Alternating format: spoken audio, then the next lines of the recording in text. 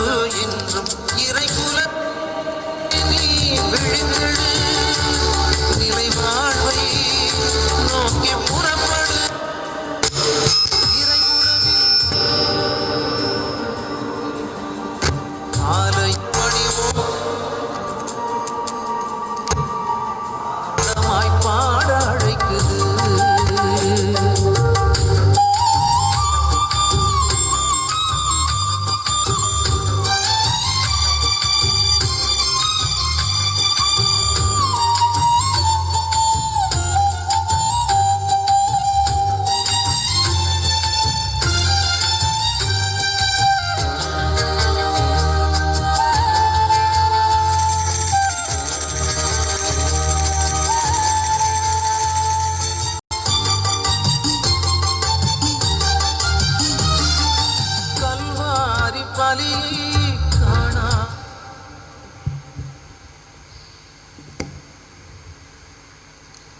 அனைவருக்கும் காலை வணக்கம்.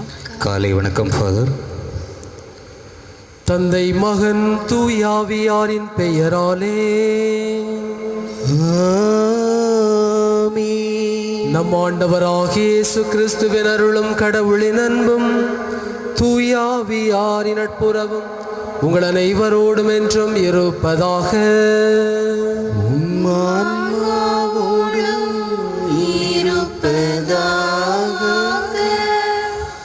இயேசுவிலே கிறிஸ்துவுக்குள் மிகவும் பிரியமான சகோதர சகோதரிகளே,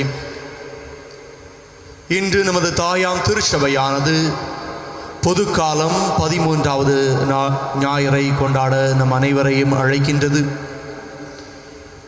இந்த ஞாயிற்றுக்கிழமையின் மைய கருத்தாக நமக்கு கொடுக்கப்பட்டிருப்பது பிறருக்கு, ஏழைகளுக்கு, கடவுளுக்கு செய்கிற பொழுது கைமாறு கருதாமல் நாம் செய்கிற பொழுது, கடவுளுக்காக நமது வாழ்வையை ஒப்பு கொடுக்கிற பொழுது, நமது வாழ்விலே நமக்கு கிடைக்கவிருக்கக்கூடிய அருள் வளங்களும் ஆசீர்வாதங்களும் பன்மடங்காக இருக்கும் என்பதைத்தான் இன்றைய வாசகங்கள் நமக்கு தெளிவாக உணர்த்துகின்றன. இன்றைய முதல் வாசகத்திலே எலியாவிற்கு உதவக்கூடிய அந்த பணக்கார பெண்ணிற்கு கடவுள் மனமிறங்கி குழந்தை பேறு கொடுக்கிறார். அதுபோல இன்றைய நற்செய்தி வாசகத்திலே எவன் ஒருவன் கடவுளை மிகுதியாக அன்பு செய்கிறானோ அவனுக்கு கிடைக்கக்கூடிய கைமாறு பன்மடங்காக இருக்கும் என்று நம் ஆண்டவராகிய இயேசு கிறிஸ்து தெளிவாக நமக்கு கூறுகிறார். நமது வாழ்விலே நாம் இறைவனிடமிருந்து அனைத்தையும் பெற்றிருக்கிறோம். ஆனால் இறைவனுக்கு கொடுக்கிற பொழுது அதே மனநிலையோடு நாம் இருக்கிறோமா என்ற ஒரு சிந்தனையை சிந்திக்க இன்றைய ஞாயிற்றுக்கிழமை வாசகமானது நம்மை அழைக்கிறது. சிந்திப்போம். இறைவன் நமக்கு கொடுத்திருக்கக்கூடிய அனைத்து செல்வங்களையும் நாம் இறைவனுக்காக கொடுக்க தயாராக இருக்கிறோமா? ஏழைகளுக்காக கொடுக்க தயாராக இருக்கிறோமா? வாழ்வில் இல்லாமையில் கஷ்டப்பட்டு கொண்டிருக்கக்கூடிய ஒவ்வொருவருக்கும் கொடுக்க நாம் தயாராக இருக்கிறோமா? இல்லையெனில் அந்த வரம் வேண்டி இந்த திருப்பலியிலே சிறப்பாக மன்றாடுவோம். சகோதர சகோதரிகளே, தூய மறை நிகழ்வுகளை கொண்டாட நாம் தகுதி பெறும் பொருட்டு நம்முடைய பாவங்கள் பலவீனங்களை ஏற்றுக்கொண்டு இறைவனிடம் மனமருந்தி மன்னிப்பு வேண்டுவோம். எல்லாம் வல்ல இறைவனிடமும் சகோதர சகோதரிகளே, உங்களிடமும் நான் பாவியினை ஏற்றுக்கொள்கிறேன். ஏனெனில் என் சிந்தனையாலும் சொல்லாலும் செயலாலும் கடமைகள் தவறியதாலும் பாவங்கள் பல செய்தேன். என் பாவமே, என் பாவமே, என் பெரும் பாவமே. ஆகையால் எப்போதும் கன்னியான புனித மரியாவையும் வானதூதர் புனிதர் அனைவரையும், சகோதர சகோதரிகளே உங்களையும் நம் இறைவனாகிய ஆண்டவரிடம் எனக்காக வேண்டிக் கொள்ள மன்றாடுகிறேன். எல்லாம் வல்ல இறைவன் நம் மீது இரக்கம் வைத்து நம் பாவங்களை மன்னித்து நம்மை நிலை வாழ்வுக்கு அழைத்து செல்வாராக.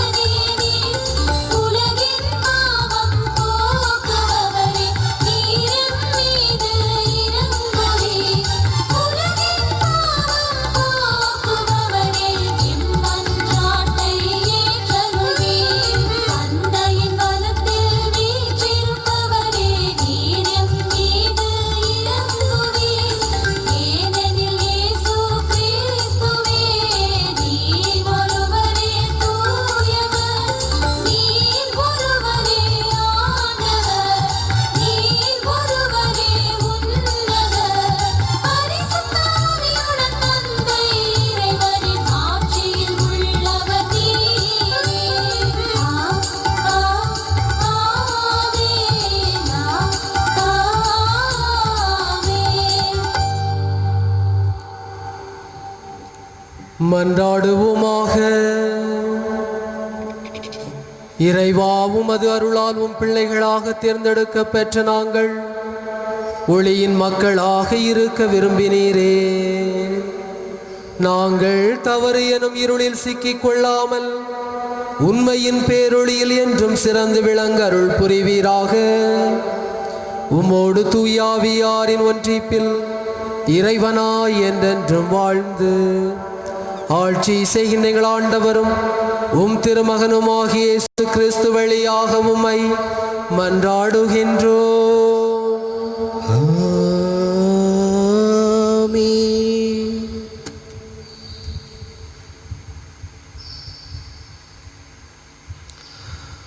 அரசர்கள் 2ஆம் நூலிலிருந்து வாசகம். அதிகாரம் 4. இறை வார்த்தைகள் 8 முதல் 11 மற்றும் 14 முதல் 16 முடிய. ஒரு நாள் எலிசா சூனேமுக்கு சென்றார். அங்கிருந்த பணக்கார பெண் ஒருவர் அவரை உணவருந்தும்படி வற்புறுத்தினார். அதன் பின் அவர் அவ்வழியே சென்றபோதெல்லாம் அங்கே உணவருந்திவிட்டு செல்வார். அவர் தம் கணவனை நோக்கி, நம்மிடம் அடிக்கடி வரும் ஆண்டவரின் அடியவர் புனிதர் என்று நான் கருதுகிறேன். ஆதலால் வீட்டு மேல்தளத்தில் சிறு அறை ஒன்றை அவருக்காக கட்டி அதில் படுக்கை, மேசை, நாற்காலி, விளக்கு முதலியன தயார்படுத்தி வைப்போம். அவர் வரும்போதெல்லாம் அங்கே தங்கிச் செல்லட்டும் என்றார். ஒரு நாள் எலிசா அங்கு வந்து மாடி அறையில் தங்கி ஓய்வெடுத்து கொண்டிருந்தார். மீண்டும் எலிசா வேறு எந்த விதத்தில் அவருக்கு உதவி செய்யலாம் என்று கேட்டார். அதற்கு கேகசி, அவருக்கு குறையேதுமில்லை, ஆனால் அவருக்கு பிள்ளை இல்லை, அவருடைய கணவருக்கும் வயதாகிவிட்டது என்றான். எலிசா, அவளை இங்கு வரச் சொல் என்றார். அவ்வாறே அவன் அவரை அழைக்க அவரும் கதவருகில் வந்து நின்றார். எலிசா அவரை நோக்கி, அடுத்த ஆண்டு இதே பருவத்தில் உனக்கு ஒரு மகன் பிறந்திருப்பான் என்றார். அதற்கு அவர், என் தலைவரே, கடவுளின் அடியவரே, அடியவளை ஏமாற்ற வேண்டாம் என்றார். ஆண்டவர் வழங்கும் அருள்வாக்கு. இறைவனுக்கு நன்றி.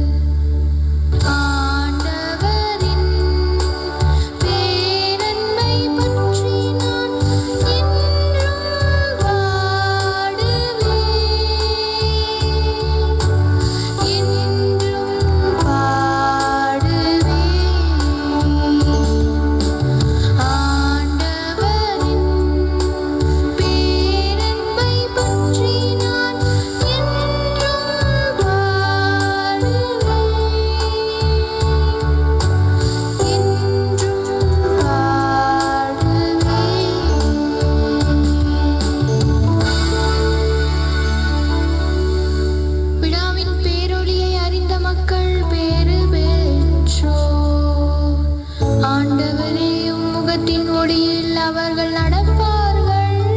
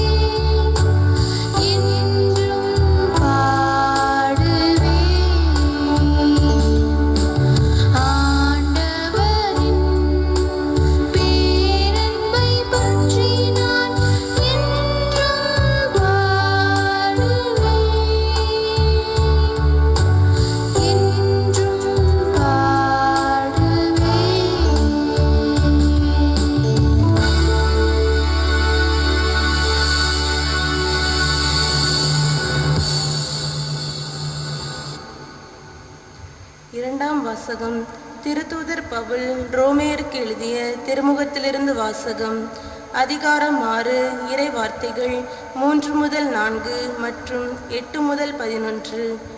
சகோதர சகோதரிகளே, திருமுழுக்கினால் கிறிஸ்து இயேசுவோடு இணைந்திருக்கும் நாம் அனைவரும் அவருடைய சாவிலும் அவரோடு இணைந்திருக்கிறோம் என்பது உங்களுக்கு தெரியாதா? இறந்த கிறிஸ்துவை மாட்சிமிகு தந்தை உயிர்த்தெழ செய்தார். அவ்வாறு நாமும் புதுவாழ்வு பெற்றவர்களாய் வாழும்படி திருமுழுக்கின் வழியாய் அவரோடு அடக்கம் செய்யப்பட்டோம். கிறிஸ்துவோடு நாம் இறந்தோமாயின் அவரோடு வாழ்வோம் என்பதே நாம் கொண்டுள்ள நம்பிக்கை. இறந்து உயிருடன் எழுப்பப்பட்ட கிறிஸ்து இனிமேல் இறக்க மாட்டார். இனி அவர் சாவின் ஆட்சிக்கு உட்பட்டவர் அல்ல என நாம் அறிந்திருக்கிறோம். அவர் இறந்தார், பாவத்தை ஒழிக்க ஒரே ஒரு முறை இறந்தார். இப்போது அவர் வாழ்கிறார். அவர் கடவுளுக்காகவே வாழ்கிறார். அவ்வாறே நீங்களும் பாவ வாழ்க்கையை பொறுத்தமட்டில் இறந்தவர்கள் கிறிஸ்து இயேசுவோடு இணைந்து கடவுளுக்காக வாழ்கிறவர்கள் என்பதை எண்ணிக்கொள்ளுங்கள். ஆண்டவரின் அருள்வாக்கு. இறைவனுக்கு நன்றி.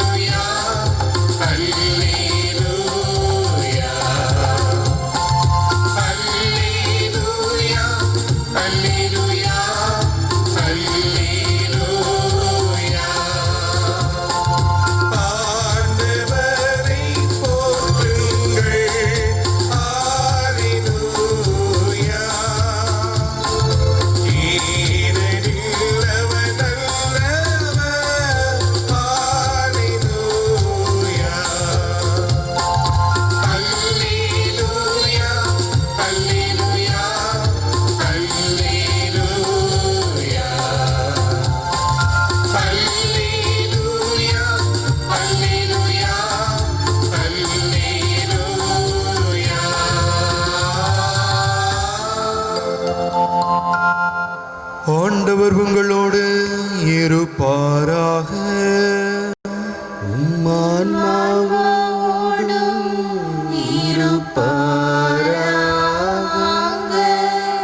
மத்தேயு எழுதிய தூய நற்செய்தியிலிருந்து வாசகம். ஆண்டவரே, மாட்சி உமக்கே.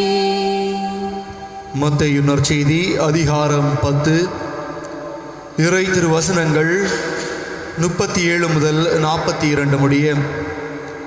அக்காலத்தில் இயேசு தம் சீடர்களை நோக்கி கூறியது: என்னை விட தம் தந்தையிடமோ தாயிடமோ மிகுந்த அன்பு கொண்டுள்ளோர் என்னுடையோர் என கருதப்பட தகுதியற்றோர். என்னை விட தன் மகனிடமோ மகளிடமோ மிகுதியாய் அன்பு கொண்டுள்ளோரும் என்னுடையோர் என கருதப்பட தகுதியற்றோர்.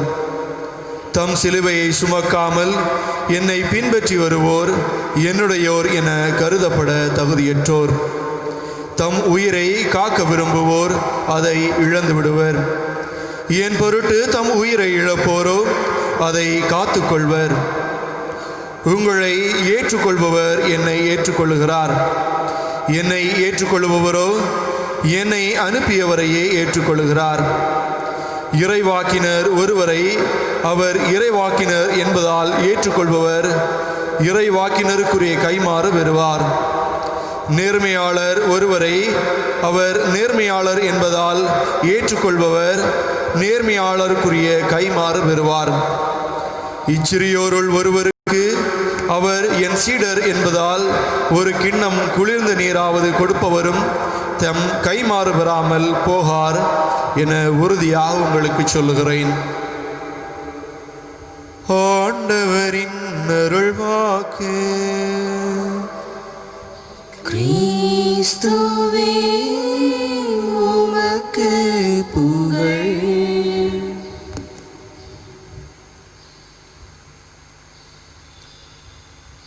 சீடத்துவ வாழ்வு அசட்டலான வாழ்வு அல்ல, சவால் மிக்க வாழ்வு. சீடத்துவ வாழ்வு எளிதான வாழ்வு அல்ல, மாறாக கடினமான வாழ்வு. கிறிஸ்து இயேசுவுக்குள் பிரியமான அன்பு சகோதர சகோதரிகளே, நம்முடைய தாய் திருச்சபையானது இன்று ஆண்டின் பொது காலம் 13வது ஞாயிறை கொண்டாடக்கூடிய இந்த வேளையிலே அன்பு மக்களாகிய உங்கள் அனைவருக்கும் காலை வணக்கங்களையும் வாழ்த்துக்களையும் தெரிவித்துக் கொள்வதில் பெருமகிழ்ச்சி அடைகின்றேன். இன்றைய நற்செய்தியினுடைய பின்னணியை நாம் புரட்டி பார்க்கின்ற பொழுது, ஒரு மனிதன் சீடனாக, அதுவும் கடவுளின் சீடனாக வாழ வேண்டும் என்றால் எவ்வாறு இருக்க வேண்டும் என்ற மதிப்பீடுகளை இன்றைய நற்செய்தியானது நமக்கு தெளிவாக சுட்டிக்காட்டுகின்றது.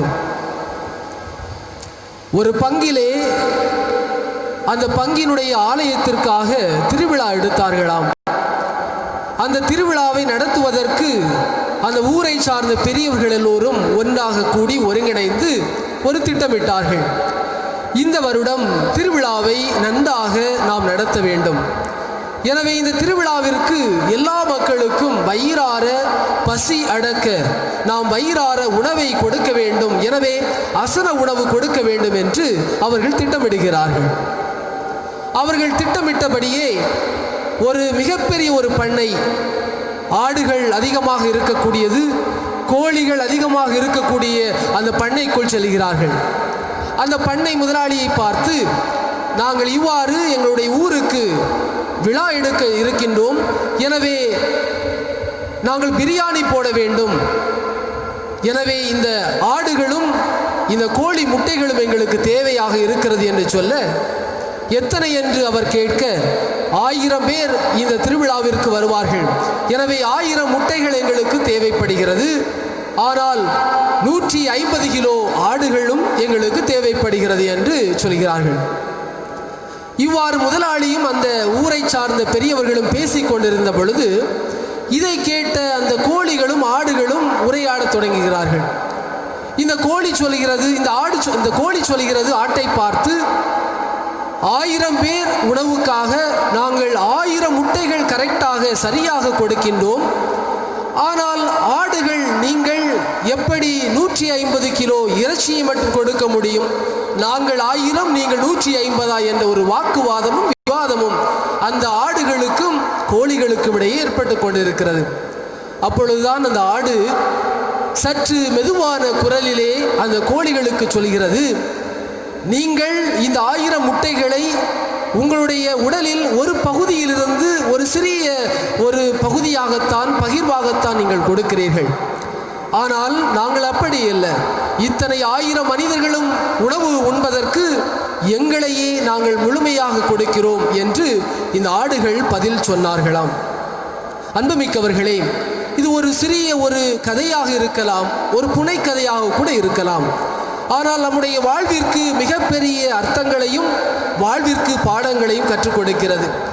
எப்படி இந்த ஆடு தங்களையே முழுமையாக கொடுக்கிறதோ, இந்த கோழியைப் போல உடலில் ஒரு பகுதியை கொடுக்காவிட்டாலும் தங்களை முழுமையாக கொடுப்பது போலதான் ஒரு சீடன் ஒரு குருவுக்கு சீடனாக வாழ வேண்டும் என்றால், அல்லது கடவுளுக்கு சீடத்துவ வாழ்க்கையை நாம் அமைத்துக்கொண்டு ஒரு சீடனாக வாழ வேண்டும் என்றால், ஏதோ நம்முடைய வாழ்வில் ஒரு பகுதியை கொடுக்காமல் நம்மை முழுமையாக கொடுக்க வேண்டும் என்பதைத்தான் இந்த நிகழ்வு அல்லது இந்த கதை நமக்கு சுட்டிக்காட்டக்கூடிய ஒரு பாடமாக இருக்கிறது.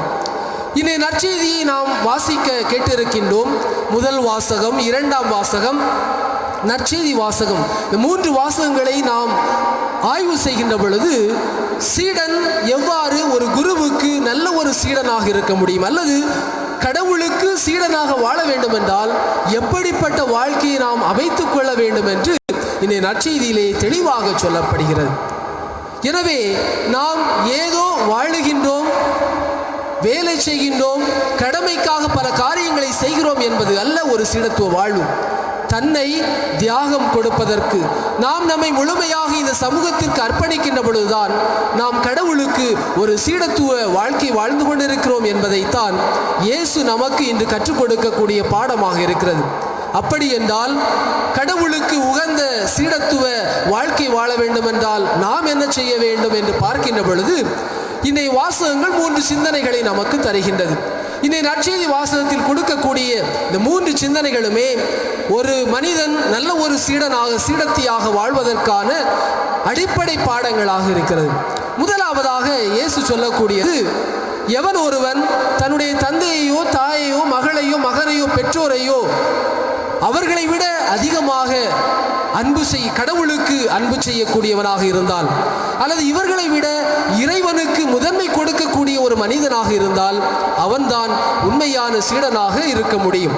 இந்த நற்செய்தியிலே ஆண்டவர் இயேசு சொல்கிறார், தந்தையோ தாயையோ மகனையோ மகளையோ அல்லது பெற்றோர்களையோ இவர்களை அதிகமாக அன்பு செய்பவர்கள் எந்த ஒரு கைமாறும் பெறமாட்டார்கள் என்று அப்பட்டமாக இயேசு சொல்கின்றார். அப்படி என்றால் இவர்களையும் விட மேலாக கடவுளை நாம் அன்பு செய்ய வேண்டும், கடவுளுக்கு இறைவனுக்கு நாம் முதலிடம் கொடுக்க வேண்டும், அவரை முதன்மைப்படுத்த வேண்டும் என்பதைத்தான் இந்த நற்செய்தியிலே நமக்கு சொல்லித்தரக்கூடிய ஒரு அற்புதமான ஒரு பாடமாக இருக்கிறது.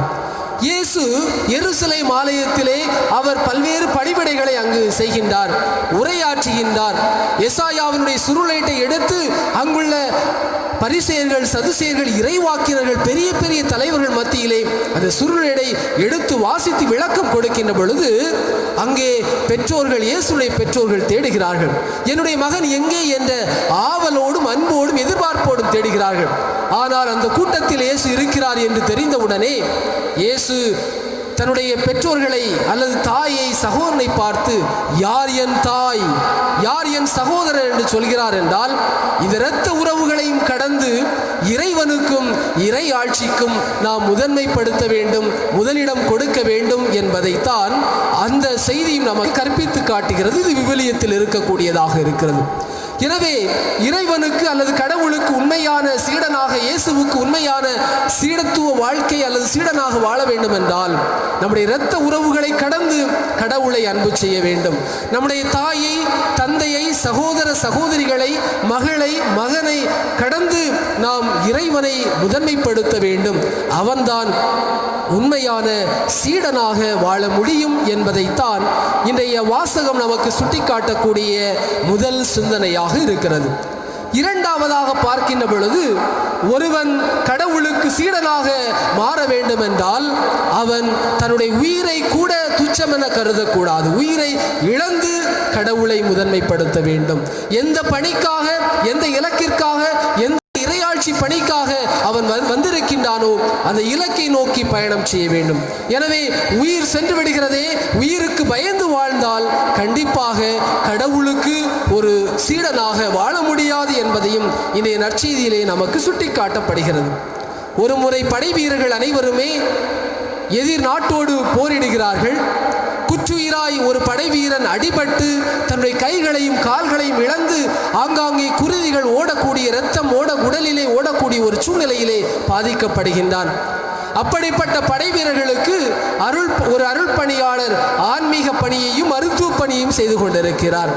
அப்பொழுதுதான் அந்த அருள் பணியாளர் அந்த படை வீரரை பார்த்து சொல்கிறார், இப்படி நீ உன்னுடைய 2 கைகளையும் கால்களையும் இழந்து இரத்தமெல்லாம் உடலிலே ஓடிக்கொண்டிருக்கிறதே, உனக்கு இப்படி நீ உன்னுடைய கைகளை இழந்து விட்டாயே, கால்களை இழந்து விட்டாயே என்று அந்த அருள் பணியாளர் அந்த படை வீரரிடம் சொன்ன பொழுது அந்த படை வீரர் சொல்கிறார், நான் எதையும் இழக்கவில்லை, என்னுடைய கைகளையும் கால்களையும் நான் இழக்கவில்லை, நான் இந்த கைகளையும் கால்களையும் இந்த நாட்டிற்காக நான் கொடுத்திருக்கிறேன் என்று மகிழ்ச்சியாக சொன்னானாம். ஆமன்புக்குரியவர்களே, உயிரை நாம் துச்சம் என கருதக்கூடாது. இறைவனுக்கு, கடவுளுக்கு, ஆண்டவர் இயேசு கிறிஸ்துவுக்கு சீடனாக வாழுகின்ற பொழுது நம்முடைய உயிரையும் கடந்து அந்த கடவுளுக்கு முதன்மையாக முதலிடம் கொடுக்க வேண்டும் என்பதையும் இன்றைய நற்செய்தி வாசகம் நமக்கு சொல்லித்தரக்கூடிய இரண்டாவது பாடமாக இருக்கிறது. மூன்றாவதாக நாம் பார்க்கின்ற பொழுது இந்த நற்செய்தியிலே ஆண்டவர் இயேசு அழகாக சொல்கிறார், யார் என்னுடைய சீடராக இருக்க முடியும்? யார் என்னுடைய சீடத்தியாக இருக்க முடியும்? எவன் ஒருவன் தன்னுடைய சிலுவையை சுமந்து வருகின்றானோ அவன் மட்டும்தான் என்னுடைய சீடனாக இருக்க முடியும். அவன் மட்டும்தான் அதிகமான பேறுகளையும் இந்த உலகத்திலே பெற முடியும் என்பதையும் இயேசு சொல்கின்றார். அப்படி பார்க்கின்ற பொழுது இந்த சிலுவைகள் என்ன என்று பார்க்கின்ற பொழுது தூய பவுல் கொரிந்தியருக்கு எழுதிய முதல் திருமுகத்திலே அழகாக சொல்கிறார். சிலுவை என்பது அவமானத்தின் சின்னமாக பார்க்கப்பட்டது. இதைத்தான் யூதர்கள் எல்லோரும் அந்த காலத்தில் வாழ்ந்து கொண்டிருந்த பொழுது சிலுவையை எவனவெல்லாம் தூக்கிச் செல்கிறானோ அவனுக்கு ஒரு மிகப்பெரிய ஒரு குற்றப்பழியாக கொடுக்கப்பட்டது. அவன் குற்றம் செய்தவன், குற்றம் நிறைந்தவன், பாவத்தில் தள்ளப்பட்டவன். எனவே இது ஒரு கேவலமான ஒரு சின்னமாக அல்லது துன்பத்தினுடைய அடையாளமாகத்தான் இந்த சிலுவை பார்க்கப்பட்டது. அப்படிப்பட்ட சிலுவையை சுமக்கக்கூடியவன் தான் இயேசுனுடைய சீடனாக இருக்க முடியும் என்று இயேசுவே இந்த நற்செய்தியிலே சொல்கிறார் என்றால், இது சிலுவையினுடைய இன்னொரு பிரதிபக்கமாக நாம் பார்க்கின்ற பொழுது எவன் ஒருவன் கேவலங்களையும் கடவுளின் பெயரை சொல்லிக்கொண்டு கேவலங்களையும் அல்லது துன்பங்களையும் அல்லது சவால்களையும் தாண்டி அவற்றை சுமந்து கொண்டு வாழ்கிறானோ அவன்தான் உண்மையான சீடனாக வாழ முடியும் என்பதை இயேசு நமக்கு சொல்லித்தரக்கூடிய பாடமாக இருக்கிறது. நம்முடைய வாழ்வை ஒரு கணம் சிந்தித்து பார்ப்போம். நாம் யாருக்கு சீடராக இருக்கின்றோம்? கடவுளுக்கா அல்லது செல்வத்திற்கா? கடவுளுக்கா அல்லது பணத்திற்கா? கடவுளுக்கா அல்லது இந்த உலகத்தில் இருக்கக்கூடிய ஆடம்பரங்களுக்கா? கடவுளுக்கா அல்லது பட்டங்களுக்கா? கடவுளுக்கா அல்லது பதவிக்கா?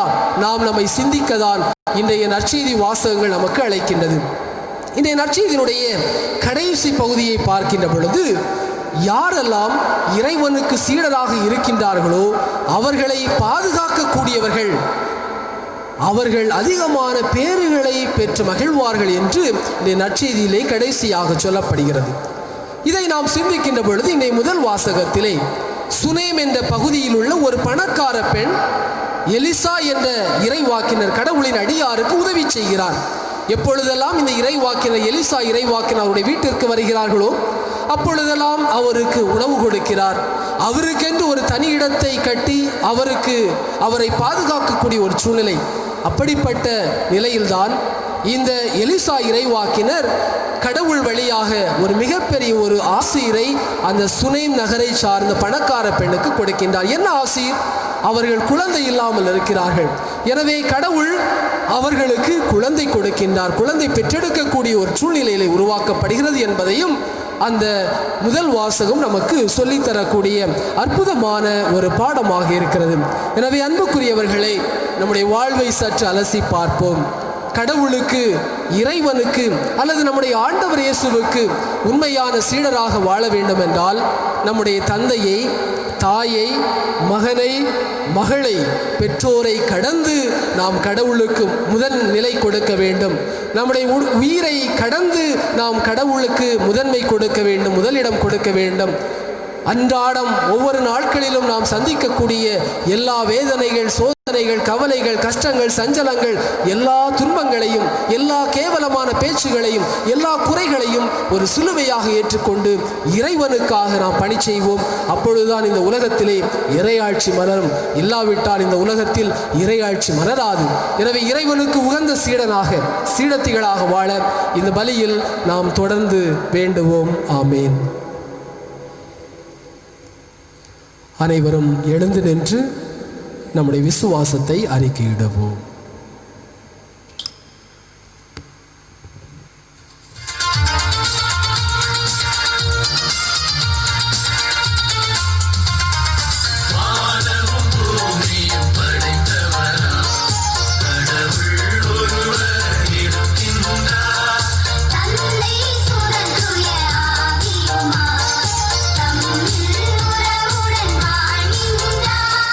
பரிசுத்த ஆவியின் வல்லமையால்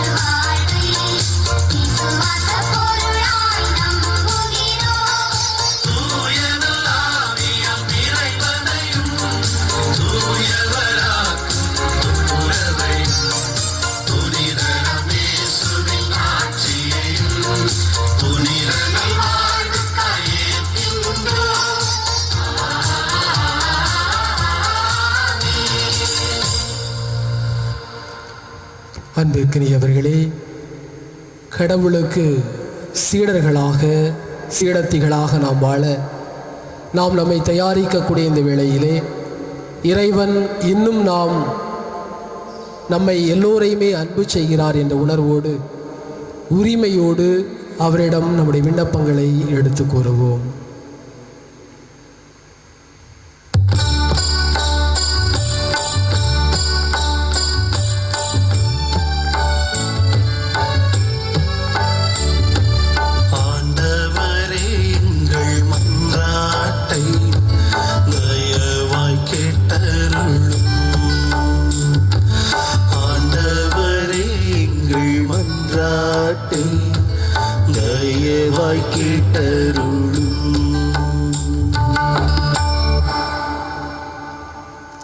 அன்பு தந்தை இறைவா,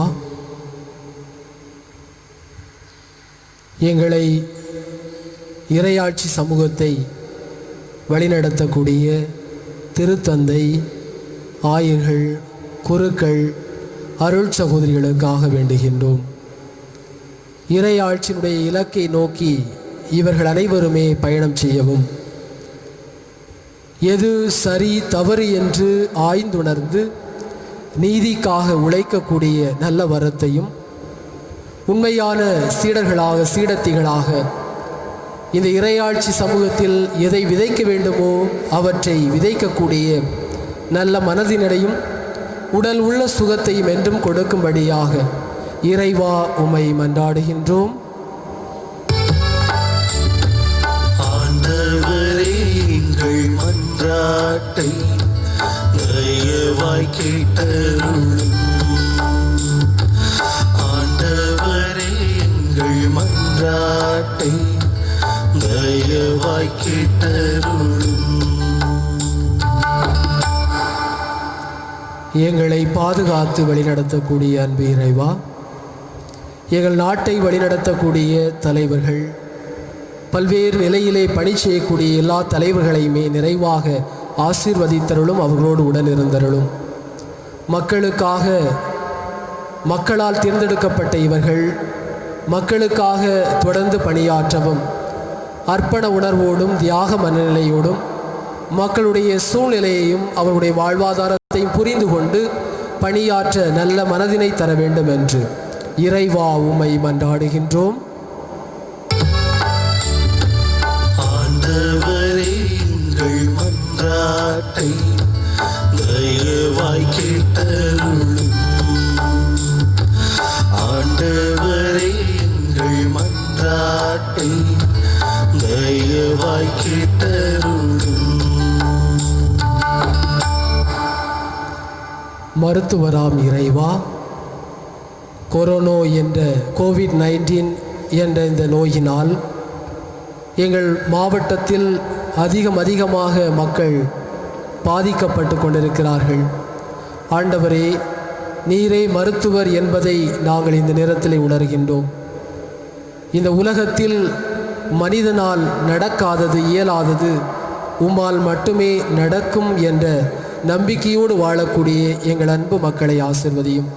இந்த கொரோனா என்ற நோயினால் பாதிக்கப்பட்டு மருத்துவமனைகளிலே அவதிப்பட்டு கொண்டிருக்கக்கூடிய ஒவ்வொரு பிள்ளைகளையும் கனிவோடும் உம்முடைய அன்பு கரத்தின் இரக்கத்தாலும் அவர்கள் மீண்டும் குணம் பெற்று பழைய நிலை திரும்ப வேண்டும் என்று ஆண்டவரே உம்மை மன்றாடுகின்றோம். ஆண்டவரே, எங்கள் மன்றாட்டை தயவாய் கேட்டருளும். ஆண்டவரே, எங்கள் மன்றாட்டை தயவாய் கேட்டருளும்.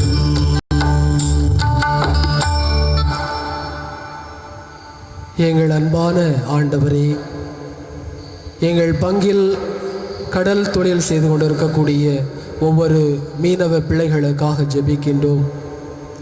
கடல் அலை அதிகமாகி கொண்டிருக்கக்கூடிய சூழ்நிலை இருந்தாலும் பக்கத்து ஊர்களில் நின்று அவர்களுடைய அனுமதியோடு தொழில் செய்து தன்னுடைய குடும்பத்தை காப்பாற்றக்கூடிய நிலையில் தள்ளப்பட்டிருந்தாலும் ஆண்டவரே, எங்கள் பங்கில் உள்ள ஒவ்வொரு பிள்ளைகளுமே உம்முடைய கைகளில் நாங்கள் ஒப்படைத்து ஜெபிக்கின்றோம்.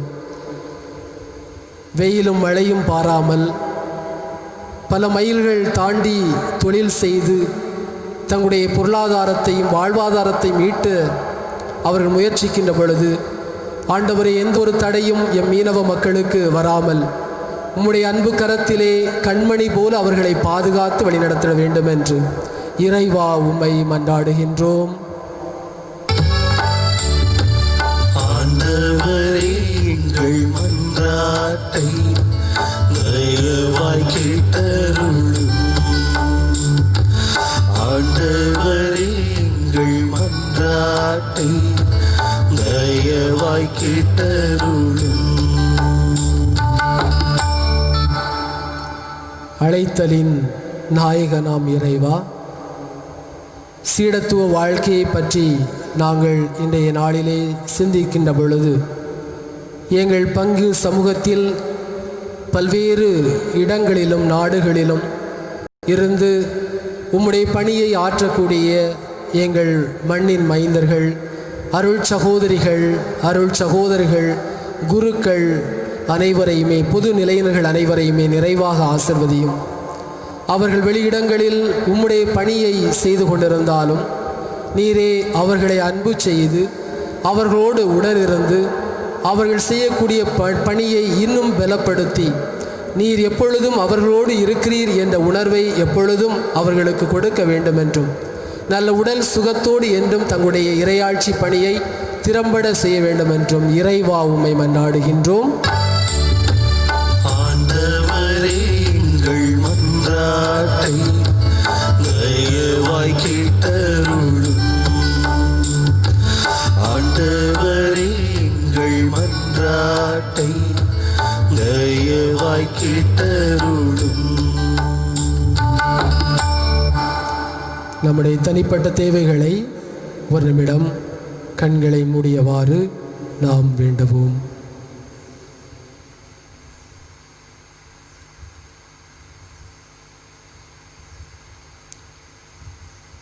இந்த மன்றாட்டுக்களை எல்லாம் எங்கள் ஆண்டவராகிய இயேசு கிறிஸ்து வழியாக உம்மை மன்றாடுகின்றோம்.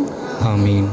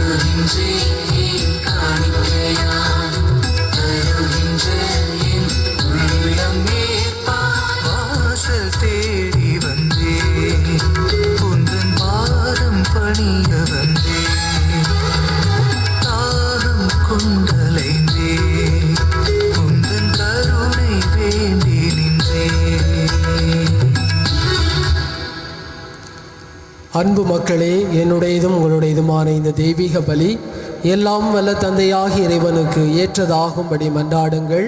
ஆண்டவர் தமது தமது பேரின் புகழ்ச்சிக்காகவும் மாட்சிக்காகவும் நமது நன்மைக்காகவும் புனித திரு அவை அனைத்தின் நலனுக்காகவும் உமது கையிலிருந்து இவ்வலியை ஏற்றுக்கொள்வாராக. இறைவா, நீரே அருள் கூர்ந்து ஏற்பாடு செய்யும் உம்மறை நிகழ்வுகள் எங்களுக்கு நற்பயன் அளிக்க உம்மை வேண்டுகின்றோம். அதனால் எங்கள் பணியின் புனித காணிக்கைகள் உமக்கு ஏற்றவையாயிருப்பனவாக. எங்கள் ஆண்டவராகிய கிறிஸ்து வழியாக உம்மை மன்றாடுகின்றோம்.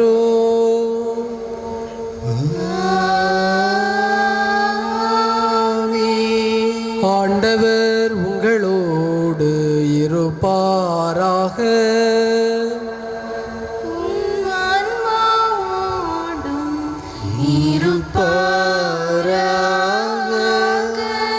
இதயங்களை மேலே எழுப்புங்கள்.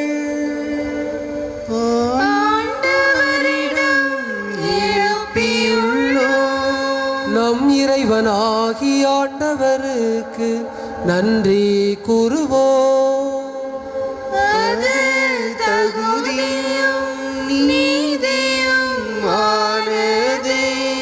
ஆண்டவரே, தூயவரான தந்தையே, என்றும் உள்ள எல்லாம் வல்ல இறைவா, எங்கள் ஆண்டவராகிய கிறிஸ்து வழியாக எந்நாளும் எவ்விடத்திலும் நாங்கள் உமக்கு நன்றி செலுத்துவது மெய்யாகவே தகுதியும் நீதியுமாகும். எங்கள் கடமையும் வாழ்வுக்குரிய செயலுமாகும். அழிவுக்கு உரிய மனிதருக்கு உமது இறை இயல்பின் ஆதரவை அளிக்கின்றீர்.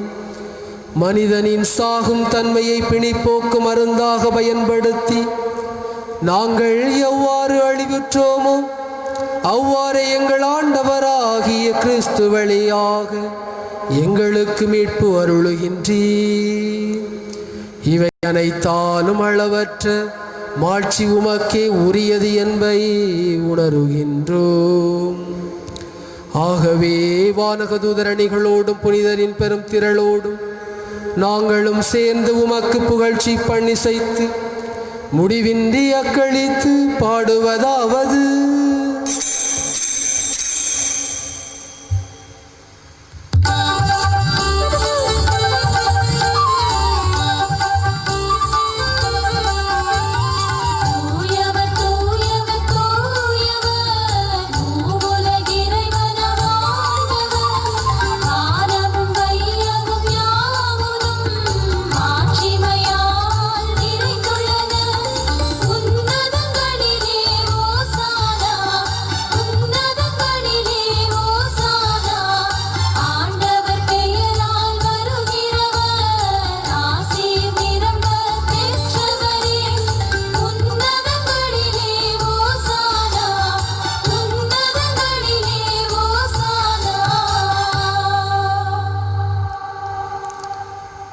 ஆண்டவரே, நீர் மெய்யாகவே தூயவர், தூய்மை அனைத்துக்கும் ஊற்று. ஆகவே உம்முடைய ஆவியை பொழிந்து இந்த காணிக்கைகளை தூய்மைப்படுத்த உம்மை வேண்டுகிறோம். இவ்வாறு எங்கள் ஆண்டவர் இயேசு கிறிஸ்துவின் திருவுடலும் திரு இரத்தமுமாக எங்களுக்கு இவை மாறுவனவாக. அவர் பாடுபட உளம் கனிந்து தம்மை கையளித்த போது அப்பத்தை எடுத்து நன்றி செலுத்தி அதை பிட்டு தம் சீடர்களுக்கு அளித்து அவர் கூறியதாவது: அனைவரும் இதிலிருந்து பெற்று உண்ணுங்கள், ஏனெனில் இது உங்களுக்காக கையளிக்கப்படும் என் உடல்.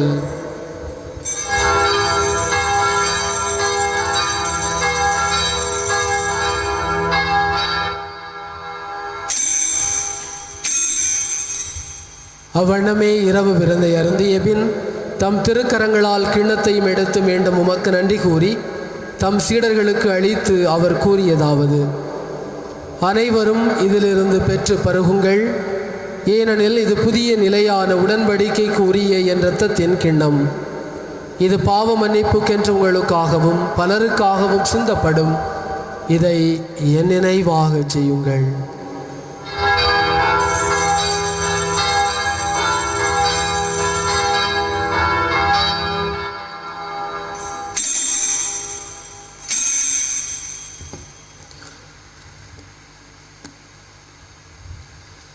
நம்பிக்கையின் மறை பொருள்.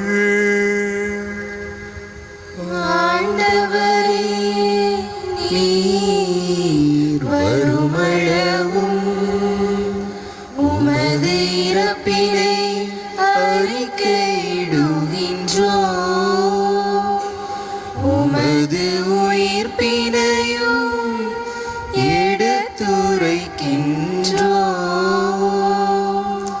ஆகவே ஆண்டவரே, நாங்கள் கிறிஸ்துவின் இறப்பினையும் உயிர்ப்பினையும் நினைவு கூர்ந்து வாழ்வு தரும் அப்பத்தையும் மீட்பு அளிக்கும் கிண்ணத்தையும் உமக்கு ஒப்புக் கொடுக்கின்றோம். திருமுனின்று உமக்கு ஊழியம் புரிய தகுந்தவர்கள் என எங்களை ஏற்றுக்கொண்டீர். எனவே உமக்கு நன்றி செலுத்துகின்றோம்.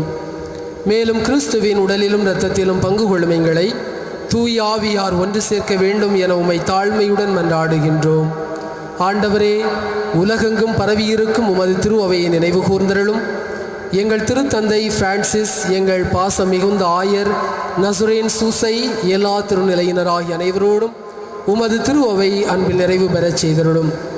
மேலும் உயிர் தெழும் எதிர்நோக்குடன் துயில் கொள்ளும் எங்கள் சகோதர சகோதரிகளையும் இறந்தோர் அனைவரையும் இரக்கத்துடன் நினைவு கூர்ந்து உமது திருமுக ஒளியினுடைய ஏற்றருளும் எங்கள் அனைவர் மீதும் இரக்கமாயிரும்.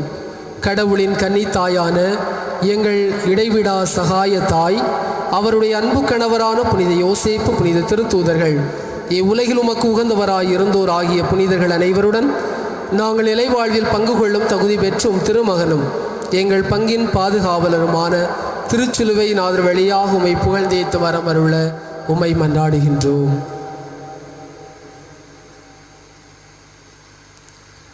இவர் வழியாக இவரோடு இவரில் எல்லாம் வல்ல இறைவனாகிய தந்தையே, தூய ஆவியாரின் ஒன்றிப்பில் எல்லா புகழும் ஆட்சியும் என்றென்றும் உமக்கு உரியதே.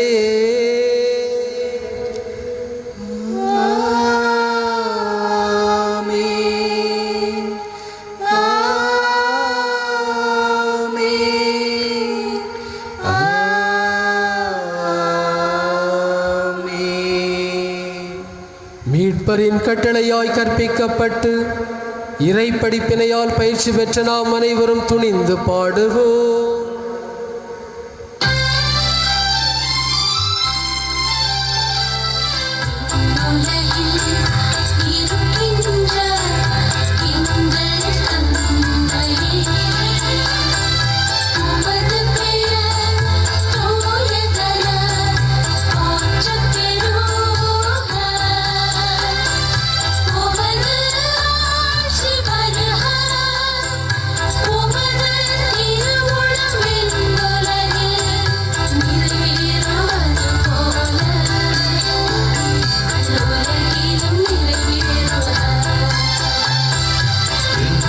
அன்றாட உணவை எங்களுக்கு தாரும்,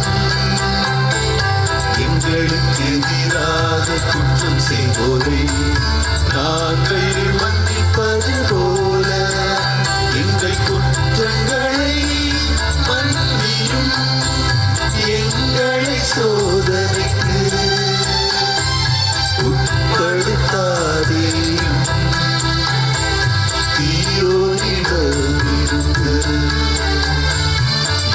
எங்களை விடுவித்தரும், எங்களை விடுவித்தரும்.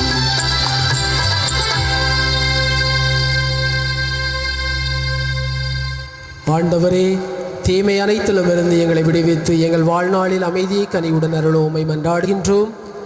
உமது இரக்கத்தின் உதவியால் நாங்கள் பாவத்திலிருந்து எப்போதும் விடுதலை பெற்று யாதொரு கலக்கமும் இன்றி நலமாயிருப்போமாக. நாங்கள் எதிர்நோக்கி இருக்கும் பேரின்பத்திற்காகவும் எம் மீட்பராகிய இயேசு கிறிஸ்துவின் வருகைக்காகவும் காத்திருக்கின்றோம். ஏனெனில் ஆட்சியும் வல்லமையும் மாட்சியும் என்றென்றும் உமதே. ஆண்டவரே இயேசு கிறிஸ்துவே, அமைதியை உங்களுக்கு விட்டு செல்கிறேன், என் அமைதியை உங்களுக்கு அளிக்கிறேன் என்றும் திருத்தூதர்களுக்கு மொழிந்தீரே. எங்கள் பாவங்களை பாராமல் உமது திரு அவையின் நம்பிக்கை கண்ணோக்கி உமது திருவுளத்திற்கு ஏற்ப அதற்கு அமைதியும் ஒற்றுமையும் அளித்தருள்வீராக. என்றென்னும் வாழ்ந்து ஆட்சி செய்கின்றவர் நீரே. ஆமென். ஆண்டவருடைய அமைதி உங்கள் அனைவரோடும் என்றும் இருப்பதாக. உம்மான்மாவோடும் இருப்பதாக.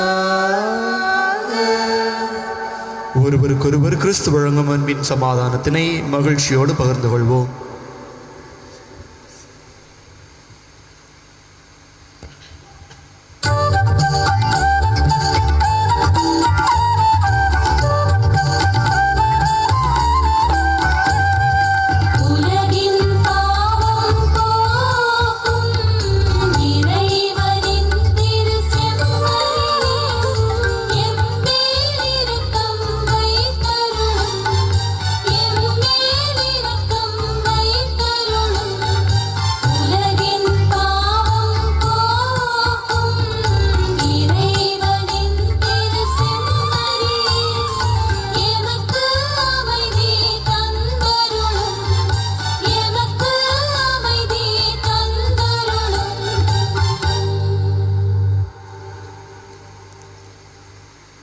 இதோ இறைவனின் செம்மறி, என் பின்னே வா என்று மத்தேயுவை அழைத்தது போல நம் ஒவ்வொருவரையும் அழைத்த நம் அன்பு ஆண்டவர் இவரே. இந்த செம்மறியின் விருந்துக்கு அழைக்கப்பட்டவர்கள் அனைவருமே பேறு பெற்றவர்கள். ஆண்டவரே, நீர் என் இல்லத்தில் எழுந்தருள நான் தகுதியற்றவன். ஆனால் ஒரு வார்த்தை மட்டும் சொல்லியருளும், எனது ஆன்மா நலமடையும். கிறிஸ்துவின் துடலை காத்து என நித்திய வாழ்வுக்கு அழைத்து செல்வாரா.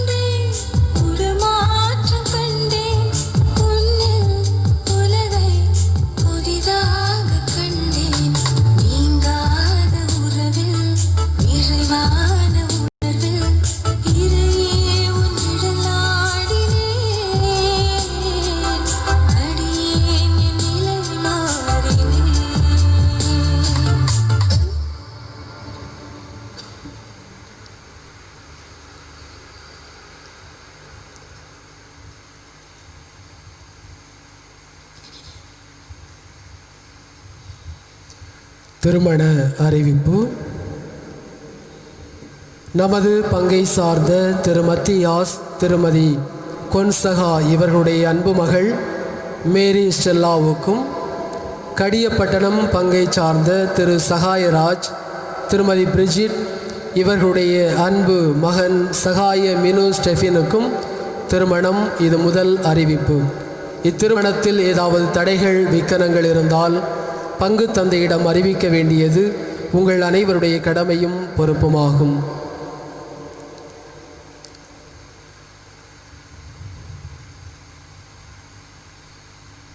திருத்தொண்டராக திருநிலைப்பாட்டு அறிவிப்பு. நமது பங்கை சார்ந்த திரு சூசை நாயகம், திருமதி லூசியம்மாள் இவர்களின் அன்பு மகன் சொமாஸ்கன் சபை அருள் சகோதரர் ஸ்டாலின் சூசை ராஜன், பெங்களூர் உயர் மறை மாவட்டம் மேதகு ஆயர் பீட்டர் மெக்கோடா அவர்களால் திருத்தொண்டு பட்டமானது வருகின்ற 30ஆம் தேதி பெங்களூரில் வைத்து நடைபெறுகிறது. இந்த திருத்தொண்டராக இருக்கக்கூடிய நமது மண்ணின் மைந்தர் அருள் சகோதரர் ஸ்டாலின் சூசை ராஜன் இவருக்காகவும் இவருடைய உடல் நலனுக்காகவும் இறை அழைப்பிற்காகவும் நாம் தொடர்ந்து வேண்டுவோம்.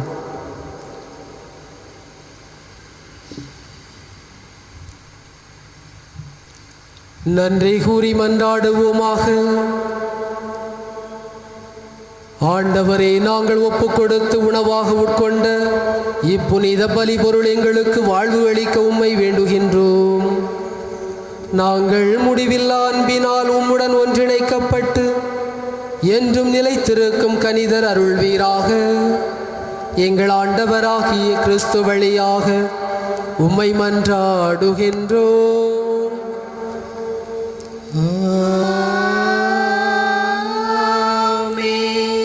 ஆண்டவர் உங்களோடு இருப்பாராக. ஆன்மாவோடு இருப்பாராக. வல்ல இறைவன் தந்தை, மகன், தூய ஆவி உங்கள் அனைவரையும் நிறைவாக ஆசீர்வதிப்பாராக.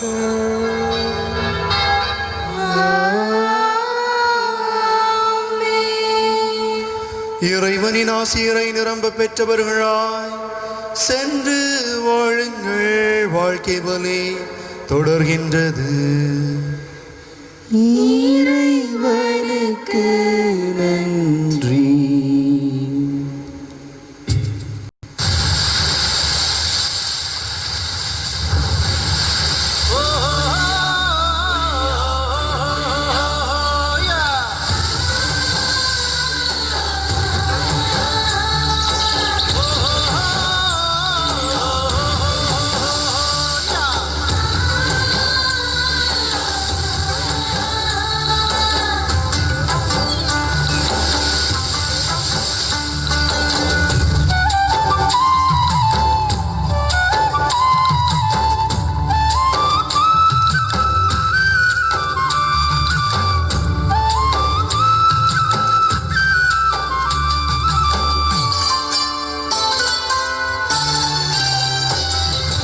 அலங்கார அன்னையே, உபகார அன்னையே, அழகான குமரியிலே கோயில் கொண்டவளே.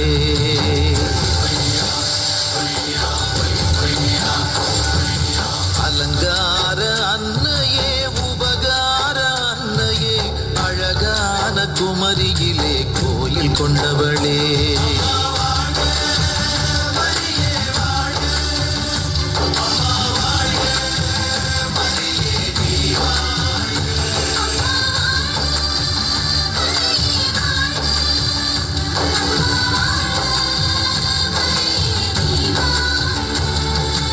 அலங்கார அன்னையே, உபகார அன்னையே, அழகான குமரியிலே கோயில் கொண்டவளே.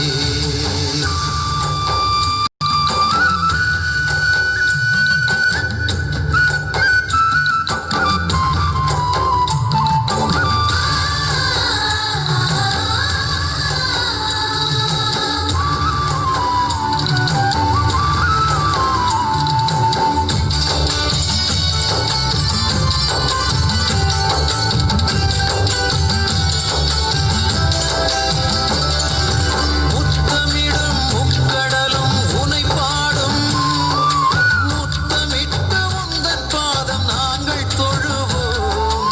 முத்தமிடும் முக்கடலும் உனை பாடும், முத்தமிட்ட உந்தன் பாதம் நாங்கள் தொழுவோம். உன் மகனாம் இயேசுவிடம் எமக்காக, உன் மகனாம் இயேசுவிடம் எமக்காக இப்பொழுதும் எப்பொழுதும் மன்றாடும். உனதழகை வியந்து நிற்கின்றோ,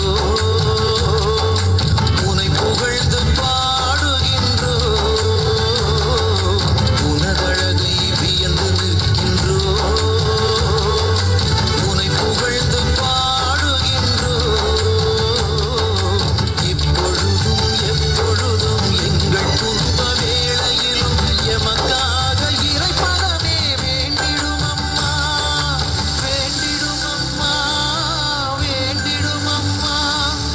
அலங்கார அன்னையே, உபகார அன்னையே, அழகான குமரியிலே கோயில் கொண்டவளே.